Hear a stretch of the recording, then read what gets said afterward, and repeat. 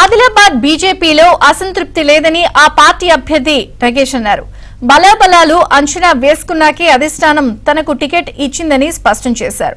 Sitting MP Soyam బాపురావును కలిసే ప్రయత్నం చేస్తున్నానని తెలిపారు.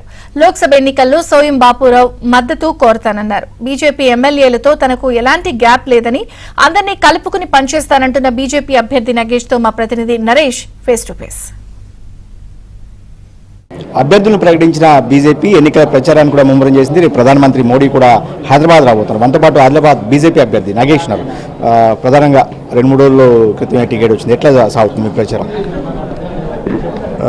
నిజంగా ఒక 10 సంవత్సరాల నుంచి కూడా 5 సంవత్సరాలు పార్లమెంటు సభ్యునిగా 5 సంవత్సరాలు పదవి లేకుండా కూడా మొత్తం 7 సెగ్మెంట్లలో కూడా అనేక సందర్భాలలో అనేక కార్యక్రమాలపైన తిరగడమే కాకుండా చాలా సంవత్సరాలుగా రాజకీయాల్లో ఉన్నాం కాబట్టి ముందే ఒక ప్లాన్ని సిద్ధం చేసుకుని మరి మొన్ననే ఈ మధ్యన నిన్న సండే నాడు భారతీయ జనతా పార్టీలో గౌరవ ప్రధానమంత్రి మోడీ గారి నాయకత్వంలో భారతీయ జనతా పార్టీలో చేరడం, వారిని దేశాన్ని బాగు చేస్తున్నటువంటి సందర్భంలో వారికి మద్దతు ఇవ్వాలనే ఉద్దేశంతో చేరుకోవడం జరిగింది.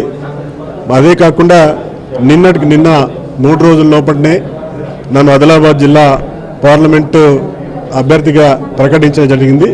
ఈ సందర్భాన గౌరవ ప్రధానమంత్రి గారికి, అదే మాదిరిగా బీజేపీ పార్టీ దేశ అధ్యక్షునికి, అదే మాదిరిగా ముఖ్యులందరూ కూడా ప్రత్యేకంగా ధన్యవాదాలు అర్పిస్తూ ఇప్పటికే మేము పార్లమెంటు స్థాయిలో అన్ని రకాలుగా మా గౌరవ శాసనసభ్యులు అదే మాదిరిగా క్యాడర్ అందరినీ కూడా సమాయత్తం చేసుకున్నాం.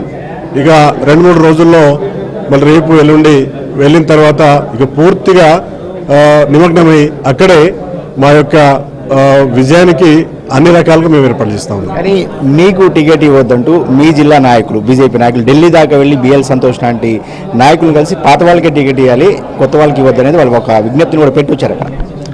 అంటే అడగడంలో అందరికీ హక్కు ఉంటుంది. ఎందుకంటే ప్రజాసేవ ఇది.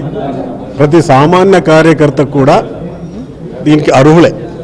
కానీ నాయకత్వం అనేది, పార్టీ అనేది అన్ని రకాలుగా ఆలోచించుకొని మరి ఫీల్డ్లో ఏ విధంగా ఉంది, అభ్యర్థుల యొక్క బలాబలం ఏమిటి, మరి సామాజిక వర్గాల యొక్క బలాబలాలు ఏమిటి, ఏ విధంగా వారి యొక్క పరపతి ఉంది అని అన్ని రకాలుగా అన్ని కోణాల నుంచి ఆలోచించిన తర్వాత పార్టీ ఎవరికైతే డిసైడ్ చేస్తుందో తప్పకుండా వారందరూ కూడా మేమంతా కూడా కలిసి పనిచేసే కార్యక్రమాలు జరుగుతూ ఉన్నాయి. ఇప్పటికే చాలా మందితో మాట్లాడుకోవడం జరిగింది.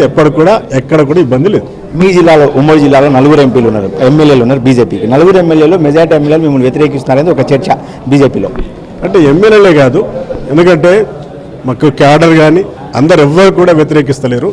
అందరూ 4 ఎమ్మెల్యేలు కూడా పోయి ఫస్ట్ నాకు ఏమని చెప్పినటువంటి వాళ్ళే. సరే లోకల్లో కొన్ని అప్లికేషన్స్ వాళ్ళకు ఉండొచ్చు, కానీ ఎవరు కూడా వ్యతిరేకిస్తారు. పార్టీ కోసం అందరూ కష్టపడి పార్లమెంటు సీట్ని పార్టీకి అప్పజెప్పే కార్యక్రమంలో శాసనసభ్యులందరూ కూడా నిమగ్నమై ఉన్నారు.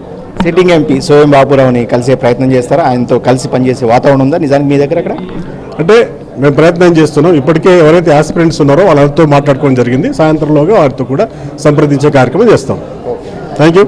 ఇది మొత్తంగా నగేష్ చెప్తున్నారు. ఖచ్చితంగా అసంతృప్తులు సహజమే, వాళ్ళందరినీ కూడా కలుపుకుని వెళ్ళే ప్రయత్నం చేస్తాము. 4 ఎమ్మెల్యేల్లో చాలా మంది ఎమ్మెల్యేలు తనకు మద్దతు ఇస్తున్నారని చెప్తారు. అదేవిధంగా స్థానికంగా బలంగా ఉంది కాబట్టి తనకు టికెట్ ఇచ్చారనే అభిప్రాయాన్ని ఆయన వ్యక్తపరుస్తున్నారు. వీడియో జర్నలిస్ట్ రెడ్డితో నరేష్ అలంశెట్టి, ఏబిఎన్ ఆంధ్రజ్యోతి.